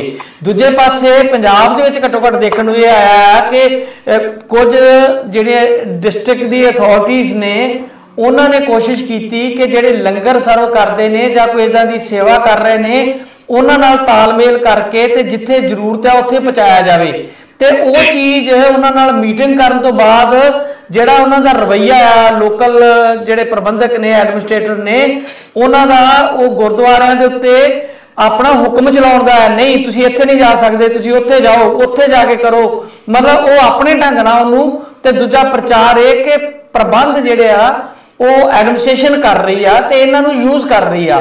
ਉਲਟਾ ਇਹ ਹੋ ਰਿਹਾ ਆ ਕਿ ਉਹਨਾਂ ਤੋਂ ਬਾਗੀ ਹੋ ਕੇ ਫਿਰ ਕਹਿਣਾ ਪਿਆ ਕਿ ਅਸੀਂ ਸੇਵਾ ਕਰ ਰਹੇ ਆ, ਨਾ ਕਿ ਅਸੀਂ ਤੁਹਾਡੇ ਮੁਲਾਜ਼ਮ ਆ। ਇਦਾਂ ਦੀ ਜਿਹੜੀ ਪ੍ਰਵਿਰਤੀ ਆ, ਇਦਾਂ ਦੀ ਜਿਹੜੀ ਸੋਚ ਆ, ਜਿਹੜੀ ਹੈਂਕੜ ਆ, ਜਿਹੜੀ ਸਾਡੀ ਅਫਸਰਸ਼ਾਹੀ ਆ, ਉਹਦੇ ਵਿੱਚ ਵੀ ਕਿਤੇ ਨਾ ਕਿਤੇ ਧੁਰ ਕਰ ਜਿਹੜੀ ਆ ਅੰਦਰ ਤੱਕ ਬੈਠੀ ਹੋਈ ਆ। ਇਸ ਕਰਕੇ ਇਹ ਗੱਲ ਆਈਡੀਅਲੀ ਤੇ ਅੱਛੀ ਲੱਗਦੀ ਆ ਕਿ ਤਾਲਮੇਲ ਹੋਵੇ, ਪਰ ਮੈਨੂੰ ਨਹੀਂ ਲੱਗਦਾ ਇਹ ਤਾਲਮੇਲ ਸੰਭਵ ਹੋ ਸਕਦਾ ਕਿਉਂਕਿ ਇੱਕ ਪਾਸੇ ਜਿਹੜੇ ਆ ਉਹ ਲੋਕ ਨੇ ਜਿਹੜੇ ਆਪਣੇ ਆਪ ਨੂੰ ਹਾਕਮ ਸਮਝਦੇ ਆ, ਦੂਜੇ ਪਾਸੇ ਜਿਹੜੇ ਸੇਵਾਦਾਰ ਨੇ ਉਹ ਉਹਨਾਂ ਦੇ ਉਸ ਤਰ੍ਹਾਂ ਦੇ ਜਿਹੜੇ ਹੁਕਮ ਨੇ ਗੈਰ ਅਸੂਲੀ ਉਹਨਾਂ ਨੂੰ ਉਹ ਸ਼ਾਇਦ ਨਹੀਂ ਨਿਭਾ ਸਕਣਗੇ। ਇਹਦੇ ਚ ਗਿੱਲ ਸਾਹਿਬ ਇੱਕ ਗੱਲ ਵੇਖਣ ਵਾਲੀ ਹੈਗੀ ਆ ਕਿ ਦੇਖੋ ਜਿਹੜੇ ਕੁਝ ਪ੍ਰਾਈਵੇਟ ਹਸਪਤਾਲ ਆ ਨਾ ਉਹ SGPC ਦੇ ਵੀ ਹੈਗੇ ਆ ਔਰ ਕੁਝ ਹੋਰ ਸੰਸਥਾਵਾਂ ਦੇ ਵੀ ਹੈਗੇ ਆ ਤੇ ਉਹ ਜਿਹੜੀ ਆ ਸੇਵਾ ਵਾਸਤੇ ਅੱਗੇ ਲਿਆਂਦੇ ਜਾ ਸਕਦੇ ਆ, ਉਹਨਾਂ ਨੂੰ ਪਹੁੰਚ ਕੀਤੀ ਜਾ ਸਕਦੀ ਆ ਔਰ ਬਹੁਤ ਸਾਰਾ ਜਿਹੜਾ ਅਨਇੰਪਲੋਇਮੈਂਟ ਕਰਕੇ ਨਾ ਉਹਨਾਂ 'ਚ ਮੇਰਾ ਖਿਆਲ ਟੈਕਨੀਸ਼ੀਅਨ ਵੀ ਆਉਂਦੇ ਹੋਣਗੇ ਜਿਹੜੇ ਇਸ ਵੇਲੇ ਇੰਪਲਾਏ ਨਹੀਂ ਹੈਗੇ, ਉਹਨਾਂ ਨੂੰ ਇੰਪਲਾਏ ਕੀਤਾ ਜਾ ਸਕਦਾ ਹੈ। ਤੇ ਜੇ ਐਡਮਿਨਿਸਟ੍ਰੇਸ਼ਨ ਦਾ, ਸਰਕਾਰ ਦਾ ਇਦਾਂ ਦਾ ਰਵੱਈਆ ਆ ਵੀ ਉਹ ਧਾਰਮਿਕ ਸੰਸਥਾਵਾਂ ਖਾਸ ਕਰਕੇ ਜਿਹੜੇ ਗੁਰਦੁਆਰੇ ਆ ਉਹਨਾਂ ਦੇ ਸਟਾਫ ਨੂੰ ਦਬਕੇ ਮਾਰਦੇ ਆ ਜਾਂ ਉਹਦੇ ਉੱਤੇ ਆਪਣੀ ਹੈਂਕੜਬਾਜ਼ੀ ਛਾਂਟਦੇ ਆ ਤਾਂ ਇਹ ਤਾਂ ਬਹੁਤ ਨਿੰਦਣਯੋਗ ਗੱਲ ਹੈਗੀ ਆ ਤੇ ਇਹ ਲੋਕਾਂ ਨੂੰ ਵੀ ਇਸ ਗੱਲ ਦਾ ਨੋਟਿਸ ਲੈਣਾ ਚਾਹੀਦਾ, ਮੀਡੀਆ ਨੂੰ ਵੀ ਲੈਣਾ ਚਾਹੀਦਾ ਆ ਬਈ ਇਸ ਸੰਕਟ ਦੇ ਮੌਕੇ ਜਿਹੜੇ ਮਦਦ ਕਰ ਰਹੇ ਹੈਗੇ ਆ, ਜਿਹੜੇ ਤਾਂ ਬਲੈਕ ਕਰ ਰਹੇ ਆ ਉਹਨਾਂ ਨੂੰ ਤਾਂ ਸਰਕਾਰ ਜਿਹੜੀ ਉਹ ਸਪੋਰਟ ਕਰਦੀ ਆ ਤੇ ਜਿਹੜੇ ਮਦਦ ਕਰਦੇ ਆ ਸਪੋਰਟ ਤਾਂ ਬਲਕਿ ਉਹਨਾਂ ਨੂੰ ਕਰਨੀ ਚਾਹੀਦੀ ਆ। ਸੋ ਮੈਂ ਤੁਹਾਡੇ ਨਾਲ ਸਹਿਮਤ ਹਾਂ ਬਈ ਜੇ ਇਦਾਂ ਦਾ ਵਰਤਾਰਾ ਹੈਗਾ ਐਡਮਿਨਿਸਟ੍ਰੇਸ਼ਨ ਦਾ ਤੇ ਸਰਕਾਰ ਦਾ ਇਹ ਨਿੰਦਣਯੋਗ ਆ ਔਰ ਜਿਹੜੇ ਸੇਵਾ ਕਰਨ ਵਾਲੇ ਆ ਉਹ ਕਿਉਂ ਤਬਕੇ ਖਾਣ ਮਤਲਬ ਐਡਮਿਨਿਸਟ੍ਰੇਸ਼ਨ ਦੇ, ਉਹ ਤਾਂ ਆਪਣੀ ਜਿਹੜੀ ਉਹਨਾਂ ਦੀ ਜ਼ਮੀਰ ਆ ਉਹਦੇ ਮੁਤਾਬਕ ਸੇਵਾ ਕਰ ਰਹੇ ਆ, ਆਪਣੇ ਜਿਹੜੇ ਸਾਧਨ ਆ ਉਹਨਾਂ ਨੂੰ ਵਰਤ ਰਹੇ ਹੈਗੇ ਆ। ਇਸ ਕਰਕੇ ਉਹਨਾਂ ਨੂੰ ਕਿਸੇ ਤਰ੍ਹਾਂ ਵੀ ਨਾ ਤਾਂ ਦਬਕਾਇਆ ਜਾਣਾ ਚਾਹੀਦਾ, ਨਾ ਡਿਸਕਰੇਜ ਕੀਤਾ ਜਾਣਾ ਚਾਹੀਦਾ। ਜੀ ਬਿਲਕੁਲ ਠੀਕ ਹੈ ਸਾਹਿਬ। ਤੇ ਹਜ਼ਾਰਾਂ ਹੀ ਨੌਜਵਾਨ ਪੰਜਾਬ ਦੇ ਵਿੱਚ ਜਿਹੜੇ ਪੈਰਾ ਮੈਡੀਕਲ ਸਟਾਫ ਦੇ ਨੇ, ਡਾਕਟਰ ਨੇ, ਉਹ ਪ੍ਰਾਈਵੇਟ ਹਸਪਤਾਲਾਂ 'ਚ 4-4, 5-5 ਹਜ਼ਾਰ ਦੀ ਨੌਕਰੀ ਪਿੱਛੇ ਰਾਤਾਂ ਦੀਆਂ ਡਿਊਟੀਆਂ ਕੱਟਦੇ ਨੇ। ਜਿੱਦਾਂ ਹੁਣ ਪ੍ਰਾਈਵੇਟੇਸ਼ਨ ਕਰਕੇ ਬਹੁਤ ਸਾਰੇ ਮੈਡੀਕਲ ਕਾਲਜ ਵੀ ਖੁੱਲ ਗਏ, ਇਸ ਤਰ੍ਹਾਂ ਇੰਜੀਨੀਅਰਿੰਗ ਦਾ ਬੁਰਾ ਹਾਲ ਹੋ ਗਿਆ ਤੇ ਬਹੁਤ ਸਾਰੇ ਡਾਕਟਰ ਜਿਹੜੇ ਕੁਆਲੀਫਾਈਡ ਨੇ ਉਹਨਾਂ ਦੀਆਂ ਸੇਵਾਵਾਂ ਤੁਸੀਂ ਬਿਲਕੁਲ ਠੀਕ ਕਿਹਾ ਉਹ ਲੈਣੀਆਂ ਚਾਹੀਦੀਆਂ ਨੇ ਔਰ ਜਿਹੜੀਆਂ ਸੰਸਥਾਵਾਂ ਨੇ ਘੱਟੋ ਘੱਟ ਜਿਹੜੀਆਂ ਸਿੱਖ ਸੰਸਥਾਵਾਂ ਨੇ ਉਹਨਾਂ ਨੂੰ ਆਪਣੇ ਜਿਹੜੇ ਇੰਸਟੀਚਿਊਟ ਨੇ ਉਹਨਾਂ ਦੇ ਵਿੱਚ ਪੰਜਾਬ ਦੇ ਜਿਹੜੇ ਬੇਰੁਜ਼ਗਾਰ ਬੱਚੇ ਨੇ ਜਿਹੜੇ ਖਾਸ ਕਰਕੇ ਇਹੋ ਜਿਹੀ ਸਕਿੱਲ ਰੱਖਦੇ ਨੇ ਉਹਨਾਂ ਨੂੰ ਅਬਜ਼ੌਰਵ ਕਰਨ ਵਾਲੇ ਪਾਸੇ ਕਦਮ ਚੁੱਕਣੇ ਚਾਹੀਦੇ ਆ। ਦੂਰ ਤੱਕ ਵੇਖ ਕੇ ਨੀਤੀਆਂ ਬਣਾਉਣ ਦੀ ਲੋੜ ਆ। ਮੌਜੂਦਾ ਸੰਕਟ ਅੱਜ ਨਹੀਂ ਤੇ ਕੱਲ ਟਲ ਜਾਏਗਾ, ਪਰ ਜਿਹੜੀ ਬੇਰੁਜ਼ਗਾਰੀ ਦਾ ਦੈਤ ਆ, ਭੁੱਖਮਰੀ ਆ, ਜਿਹੜੀ ਗਰੀਬੀ ਆ, ਜਿਹੜਾ ਸਾਡਾ ਭ੍ਰਿਸ਼ਟਾਚਾਰ ਆ, ਜਿਹੜੀਆਂ ਸਾਡੀਆਂ ਗਲਤ ਰਵਾਇਤਾਂ ਨੇ, ਜਿਸ ਤਰ੍ਹਾਂ ਦਾ ਸਾਡਾ ਉੱਥੇ ਸਿਸਟਮ ਆ, ਉਹਦੇ ਵਿੱਚ ਬਹੁਤ ਸਾਰੇ ਰਿਫਾਰਮ ਕਰਨ ਦੀ ਲੋੜ ਆ। ਉਹਦੇ ਲਈ ਵੀ ਸੰਸਥਾਵਾਂ ਨੂੰ ਅੱਗੇ ਆ ਕੇ ਕੰਮ ਕਰਨਾ ਚਾਹੀਦਾ। ਤੁਹਾਡਾ ਬਹੁਤ ਬਹੁਤ ਧੰਨਵਾਦ ਹੈ। ਤੁਸੀਂ ਇੱਥੇ ਕੋਈ ਕਮੈਂਟ ਕਰਨਾ ਚਾਹੋ ਤਾਂ ਜਾਂਦੇ ਜਾਂਦੇ ਤੁਸੀਂ ਕਰ ਸਕਦੇ ਹੋ ਜੀ। ਬਿਲਕੁਲ ਇਹ ਠੀਕ ਹੈ ਜੀ ਕਿ ਦੇਖੋ ਇਸ ਵੇਲੇ ਫੌਰੀ ਤੌਰ ਦੇ ਉੱਤੇ ਜਿਹੜੇ ਬਿਮਾਰ ਨੇ, ਜਿਹੜੇ ਮਰੀਜ਼ ਨੇ, ਉਹਨਾਂ ਨੂੰ ਬਚਾਉਣ ਦਾ ਮਸਲਾ ਆ, ਜਾਨਾਂ ਬਚਾਉਣ ਦਾ ਮਸਲਾ ਆ। ਇਹਨਾਂ ਨੂੰ ਬਚਾ ਕੇ ਤੇ ਇਹ ਜਿਹੜੇ ਤੁਸੀਂ ਗੱਲ ਕੀਤੀ ਹੈਗੀ ਆ ਬਈ ਜਿਹੜੇ ਅਨਇੰਪਲਾਇਡ ਹੈਗੇ ਆ ਉਹਨਾਂ ਨੂੰ ਇੰਪਲਾਏਬਲ ਵੀ ਕੀਤਾ ਜਾ ਸਕਦਾ ਔਰ ਮੈਨੂੰ ਲੱਗਦਾ ਉਹਨਾਂ ਚੋਂ ਕਈ ਬਹੁਤ ਸਾਰੇ ਜਿਹੜੇ ਆ ਨਾ ਉਹ ਸੇਵਾ ਕਰਨ ਲਈ ਵੀ ਤਿਆਰ ਹੋ ਸਕਦੇ ਆ। ਸੋ ਇਸ ਤਰੀਕੇ ਨਾਲ ਇਹਦਾ ਹੱਲ ਕੱਢਿਆ ਜਾ ਸਕਦਾ। ਤੇ ਬਾਕੀ ਜਿਹੜੀਆਂ ਸਮੱਸਿਆਵਾਂ ਆ ਉਹ ਤਾਂ ਗਿੱਲ ਸਾਹਿਬ ਤਾਂ ਹੀ ਨਜਿੱਠੀਆਂ ਜਾਣਗੀਆਂ ਜੇ ਲੋਕ ਬਚ ਜਾਣਗੇ। ਸੋ ਸਭ ਤੋਂ ਪਹਿਲਾਂ ਲੋਕਾਂ ਦੀਆਂ ਜਾਨਾਂ ਬਚਾਉਣ ਦਾ ਮਸਲਾ ਆ, ਔਰ ਜਿਹੜੇ ਅਸੀਂ ਸੁਝਾਅ ਦਿੰਦੇ ਆ ਇਹਨਾਂ ਰਾਹੀਂ ਅਸੀਂ ਲੋਕਾਂ ਨੂੰ ਵੀ ਅਪੀਲ ਕਰਦੇ ਆ ਤੇ ਆਪਣੇ ਇਸ ਚੈਨਲ ਰਾਹੀਂ ਅਸੀਂ ਸਰਕਾਰਾਂ ਨੂੰ ਵੀ ਅਪੀਲ ਕਰਦੇ ਆ। ਤੇ ਨਾਲ ਦੀ ਨਾਲ ਅਸੀਂ ਧਾਰਮਿਕ ਸੰਸਥਾਵਾਂ, ਖਾਸ ਕਰਕੇ ਜਿਹੜੀਆਂ ਸਿੱਖ ਸੰਸਥਾਵਾਂ ਜਾਂ ਜਿਹੜੀਆਂ ਹੋਰ ਕੋਈ ਸੰਸਥਾਵਾਂ ਇਸ ਵੇਲੇ ਮਦਦ ਕਰ ਰਹੀਆਂ ਹੈਗੀਆਂ ਮਰੀਜ਼ਾਂ ਦੀ, ਉਹ ਭਾਵੇਂ ਆਕਸੀਜਨ ਦੇਣ ਦੇ ਰੂਪ 'ਚ ਆ, ਭਾਵੇਂ ਲੰਗਰ ਦੇਣ ਦੇ ਰੂਪ ਵਿੱਚ ਆ, ਅਸੀਂ ਉਹਨਾਂ ਨੂੰ ਐਪਰੀਸ਼ੀਏਟ ਵੀ ਕਰਦੇ ਆ, ਉਹਨਾਂ ਦੀ ਸ਼ਲਾਘਾ ਵੀ ਕਰਦੇ ਆ ਜੀ। ਪ੍ਰੋਫੈਸਰ ਸਾਹਿਬ ਬਹੁਤ ਬਹੁਤ ਤੁਹਾਡਾ ਧੰਨਵਾਦ ਜੀ। ਤੇ ਫਿਰ ਆਪਾਂ ਹੁਣ ਮਿਲਦੇ ਆ ਸੋਮਵਾਰ ਵਾਲੇ ਪ੍ਰੋਗਰਾਮ ਦੇ ਵਿੱਚ। ਤੁਹਾਡਾ ਬਹੁਤ ਸ਼ੁਕਰੀਆ। ਕੱਲ ਦੇ ਪ੍ਰੋਗਰਾਮ ਸੰਬੰਧੀ ਕੋਈ ਜਾਣਕਾਰੀ ਦੇਣੀ ਚਾਹੋ? ਇੱਕ ਸੈਮੀਨਾਰ ਜਿਹੜਾ ਵਾ ਫਾਰਮਰ ਸਪੋਰਟਸ ਗਰੁੱਪ ਵੱਲੋਂ ਕੀਤਾ ਜਾ ਰਿਹਾ, ਉਹਦੇ ਬਾਰੇ ਆਪਣੇ ਦਰਸ਼ਕਾਂ ਨੂੰ ਜਾਣਕਾਰੀ ਦਈਏ, ਜਿਹੜਾ ਅਸੀਂ ਪ੍ਰੋਗਰਾਮ ਨਾਲ ਦੀ ਨਾਲ ਪਿਛਲੇ ਕਾਫੀ ਹਫ਼ਤਿਆਂ ਤੋਂ ਨਾਲ ਦੀ ਨਾਲ ਟੈਲੀਕਾਸਟ ਕਰ ਰਹੇ ਹਾਂ। ਇਸ ਵੀਕ ਅਸੀਂ ਕੱਲ ਵਾਲਾ ਪ੍ਰੋਗਰਾਮ ਜਿਹੜਾ 10:30 ਵਜੇ ਠੀਕ ਜਿਹੜਾ ਆ ਉਹ ਕਰਨਾ ਹੈ, ਉਹਦੇ ਬਾਰੇ ਜਾਣਕਾਰੀ ਦੇ ਦਿਓ। ਤੇ ਐਤਵਾਰ ਵਾਲੇ ਦਿਨ ਵੀ ਇੱਕ ਇੰਟਰਨੈਸ਼ਨਲ ਕਵੀ ਦਰਬਾਰ ਜਿਹੜਾ ਵਾ ਉਹ ਕੋਈ ਸੰਸਥਾ ਵੱਲੋਂ ਕਰਾਇਆ ਜਾ ਰਿਹਾ, ਉਹਦੀ ਵੀ ਅਸੀਂ ਲਾਈਵ ਟੈਲੀਕਾਸਟ ਜਿਹੜੀ ਆ ਆਪਣੇ ਇਸ ਚੈਨਲ ਤੇ ਕਰਨੀ ਆ। ਸੋ ਇਹਨਾਂ ਸੰਬੰਧੀ ਕੋਈ ਜਾਣਕਾਰੀ ਤੁਸੀਂ ਦੇਣੀ ਚਾਹੋ ਤਾਂ ਉਹ ਵੀ ਤੁਸੀਂ ਦੇ ਸਕਦੇ ਹੋ ਜੀ। ਇਹ ਬੜੀ ਚੰਗੀ ਤੁਸੀਂ ਗੱਲ ਕੀਤੀ ਹੈ ਜੀ।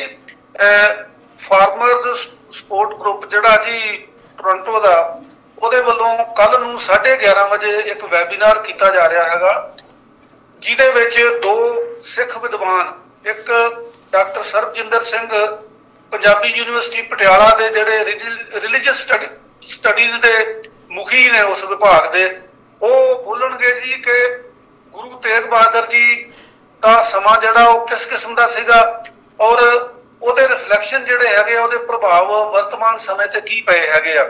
ਔਰ ਦੂਜੇ ਸਾਡੇ ਵਿਦਵਾਨ ਹੈਗੇ ਆ ਜੀ ਸਰਦਾਰ ਅਮਰਜੀਤ ਸਿੰਘ ਗਰੇਵਾਲ, ਉਹ ਗੁਰੂ ਤੇਗ ਬਹਾਦਰ ਜੀ ਦੀ ਸ਼ਹਾਦਤ ਦਾ ਮਹੱਤਵ ਜਿਹੜਾ ਹੈ ਇਹਦੇ ਬਾਰੇ ਵਿਚਾਰ ਪੇਸ਼ ਕਰਨਗੇ। ਇਹ 11:30 ਵਜੇ ਸ਼ੁਰੂ ਹੋਏਗਾ ਜੀ। ਤੇ ਨਾਲ ਦੀ ਨਾਲ ਇਹ ਜਿਹੜਾ ਚੈਨਲ ਪੰਜਾਬੀ ਆ ਜਿਹਦੇ ਤੋਂ ਅਸੀਂ ਹੁਣ ਗੱਲ ਕਰ ਰਹੇ ਆ, ਇਹਦੇ ਤੇ ਨਾਲੋਂ ਨਾਲ ਟੈਲੀਕਾਸਟ ਕੀਤਾ ਜਾਏਗਾ। ਗਿੱਲ ਸਾਹਿਬ ਜਿਹੜਾ ਐਤਵਾਰ ਵਾਲਾ ਪ੍ਰੋਗਰਾਮ ਸੀ ਨਾ ਮਦਰਸ ਡੇ ਵਾਲਾ, ਉਹ ਪ੍ਰਬੰਧਕਾਂ ਵਿੱਚੋਂ ਕੁਝ ਬਹੁਤ ਮੁਸ਼ਕਲਾਂ ਆ ਰਹੀਆਂ, ਮਤਲਬ ਕੋਈ ਨੇੜੇ ਦੇ ਰਿਸ਼ਤੇਦਾਰ ਕਰੋਨਾ ਕਰਕੇ ਹਸਪਤਾਲਾਂ 'ਚ ਦਾਖਲ ਨੇ, ਸੋ ਉਹ ਪੋਸਟਪੋਨ ਕਰਨਾ ਪਿਆ ਹੈਗਾ। ਜਿਹੜਾ 9 ਤਰੀਕ ਵਾਲਾ ਨਾ ਜੀ ਕਵੀ ਦਰਬਾਰ ਮਦਰਸ ਡੇ ਵਾਲਾ, ਉਹ ਗਿੱਲ ਸਾਹਿਬ ਪੋਸਟਪੋਨ ਕਰਨਾ ਪਿਆ ਆ। ਮੈਨੂੰ ਨਾ ਭੈਣ ਜੀ ਸਰਜੀਤ ਕੌਰ ਵੱਲੋਂ ਇਨਫੋਰਮੇਸ਼ਨ ਇਹਦੀ ਅਪਡੇਟ ਨਹੀਂ ਸੀ ਦਿੱਤੀ ਗਈ। ਬਹੁਤ ਚੰਗਾ ਹੋਇਆ ਕਿ ਤੁਸੀਂ ਆਨਲਾਈਨ ਆ ਕੇ ਇਹ ਗੱਲ ਦੱਸ ਦਿੱਤੀ ਆ। ਅਸੀਂ ਆਪਣੇ ਵੱਲੋਂ ਸਾਰੀ ਤਿਆਰੀ ਆਰੰਭੀ ਹੋਈ ਸੀਗੀ ਜੀ ਲਾਈਵ ਟੈਲੀਕਾਸਟ ਦੀ। ਸੋ ਬਹੁਤ ਬਹੁਤ ਸ਼ੁਕਰੀਆ। ਸਾਡਾ ਚੈਨਲ ਚਲਾਉਣ ਦਾ ਮਤਲਬ ਹੀ ਇਹ ਆ ਕਿ ਜਿਹੜੀਆਂ ਪ੍ਰੋ ਪੀਪਲ ਚੀਜ਼ਾਂ ਦੁਨੀਆ ਆਲੇ ਦੁਆਲੇ ਸਾਡੇ ਹੋ ਰਹੀਆਂ ਨੇ, ਅਸੀਂ ਕੋਈ ਇਹ ਤੋਂ ਬਹੁਤ ਜ਼ਿਆਦਾ ਕੋਈ ਰੈਵਨਿਊ ਇਕੱਠਾ ਕਰਨ ਲਈ ਇਹ ਚੈਨਲ ਨਹੀਂ ਬਣਾਇਆ। ਅਸੀਂ ਚਾਹ ਰਹੇ ਹਾਂ ਕਿ ਉਹ ਚੀਜ਼ਾਂ ਜਿਹੜੀਆਂ ਸਾਡੇ ਆਲੇ ਦੁਆਲੇ ਠੀਕ ਹੋ ਰਹੀਆਂ ਨੇ ਉਹਨਾਂ ਨੂੰ ਅਸੀਂ ਆਮ ਲੋਕਾਂ ਤੱਕ ਲੈ ਕੇ ਜਾ ਸਕੀਏ, ਔਰ ਉਹਦਾ ਜਿਹੜਾ ਆ ਅਸੀਂ ਲਗਾਤਾਰ ਇਹ ਯਤਨ ਜਿਹੜੇ ਆ ਆਪਾਂ ਜਾਰੀ ਰੱਖਾਂਗੇ। ਸੋ ਪ੍ਰੋਫੈਸਰ ਸਾਹਿਬ ਤੁਹਾਡਾ ਵੀ ਬਹੁਤ ਧੰਨਵਾਦ ਤੇ ਆਪਣੇ ਦਰਸ਼ਕਾਂ ਦਾ ਵੀ ਅਸੀਂ ਬਹੁਤ ਧੰਨਵਾਦ ਕਰਦੇ ਹਾਂ। ਪ੍ਰੋਗਰਾਮ ਦੇ ਦੂਜੇ ਹਿੱਸੇ ਵਿੱਚ ਸੁਸ਼ੀਲ ਦਸਾਂਝ ਮੇਰੇ ਨਾਲ ਜੁੜਨਗੇ ਔਰ ਘੰਟਾ ਭਰ ਅਸੀਂ ਉਹਨਾਂ ਨਾਲ ਗੱਲਾਂ ਬਾਤਾਂ ਕਰਨੀਆਂ ਨੇ। ਦੁਨੀਆ ਭਰ ਦੇ ਜੋ ਕੁਝ ਚੱਲ ਰਿਹਾ ਉਹਦੇ ਉੱਤੇ ਜਾਣਕਾਰੀ ਉਹ ਦਿੰਦੇ ਨੇ। ਸੋ ਤੁਹਾਡਾ ਸਾਡੇ ਨਾਲ ਜੁੜੇ ਰਹਿਣ ਲਈ ਬਹੁਤ ਬਹੁਤ ਧੰਨਵਾਦ ਜੀ। ਪ੍ਰੋਫੈਸਰ ਸਾਹਿਬ ਤੁਹਾਡਾ ਵੀ ਇੱਕ ਵਾਰੀ ਸ਼ੁਕਰੀਆ। ਮਿਹਰਬਾਨੀ ਜੀ।